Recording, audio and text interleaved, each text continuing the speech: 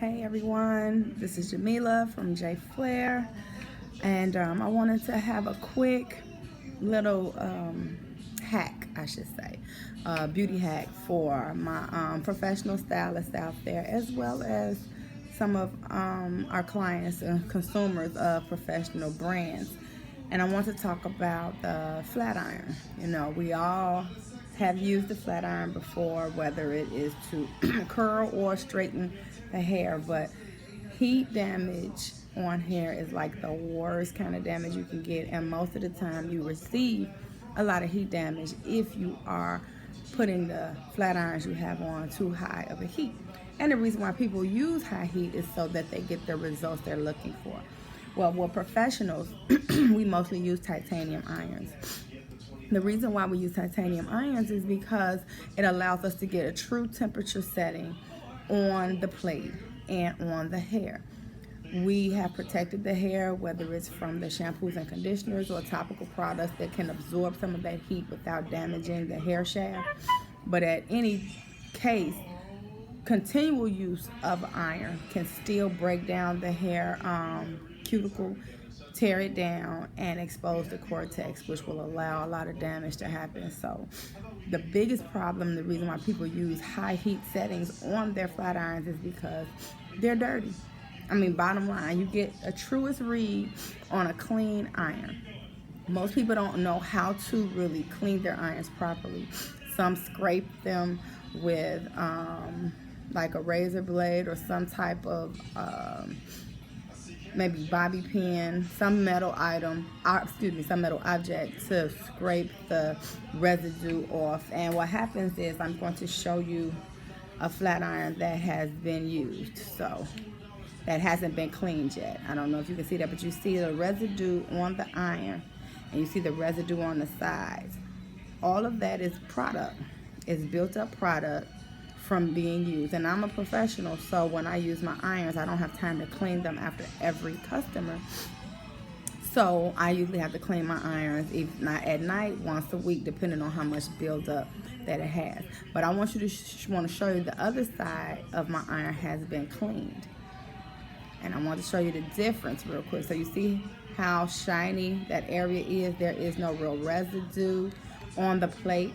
The less residue that you have, the easier it will be to put the temperature setting on a lower setting and get a true read on the hair shaft. So what did I use to clean my irons with? Something simple. Something that you can purchase right at the grocery store or your local Walmart or Target. A magic eraser. Yes, Mr. Clean's magic eraser. You don't need a whole pad, you just need something soft. So I just cleaned the one side of my iron. Let me show you again. This is the clean side. I cleaned this side of the iron already, and you can see the residue that comes off from cleaning it. Super easy to do, but if you don't clean your irons enough, you'll find yourself having to put your irons on a high heat setting. And like I said, when you do that on a continual basis, you're breaking down that hair shaft. The cuticle layer is getting damaged, and it's exposing the cortex area, which is where all your nutrients and the healthiest part of your hair is, and you don't want that. It's supposed, the cuticle is supposed to protect it. So let's get on to cleaning. So I'm going to clean this side. See, this is the dirty side. You can see how it has a little excess. So I'm just going to take the clean side of the pad. I've already used this side, even though you can still use some more of this. Take the clean side of the pad. Now, you want to lightly get it wet. So I want to show you something. Some water is going to drip out of this a little bit. See?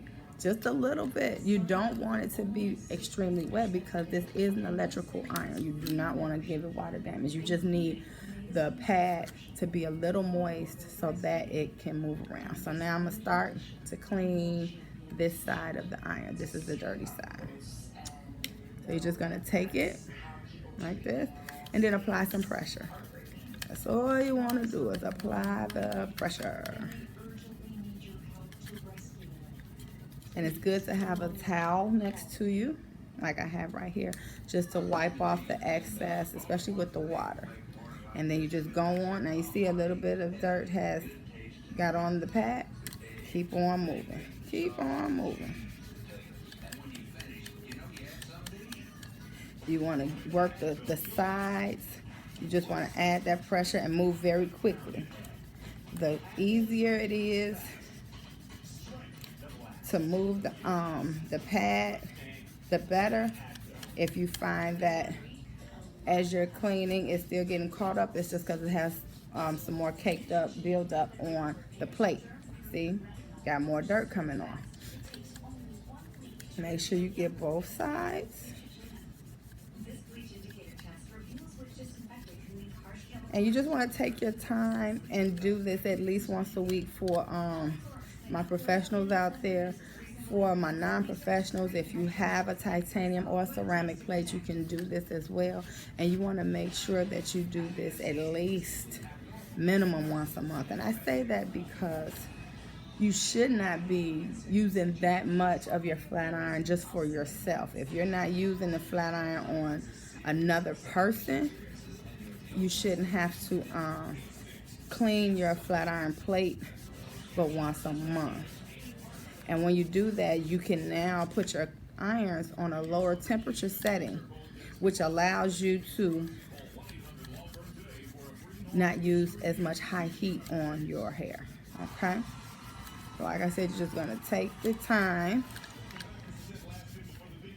Any excess water, you wanna hurry up and dry that off. Like I said, this is an electrical item. You do not want it to be wet or damp when you go to start it. So now, this is the plate that I was cleaning. This plate has already been cleaned.